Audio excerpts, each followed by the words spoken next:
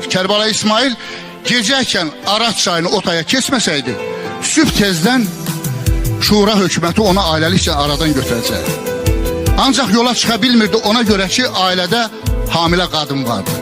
Çox götür qoydan sonra qan düşməni olan Usuboğlunun qapısını döyüb deyir ki, Usuboğlu, biz düşmənik, qalsın öz yerində.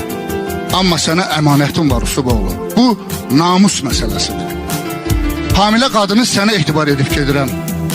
Ara sakitləşsin, gəlib aparacaq.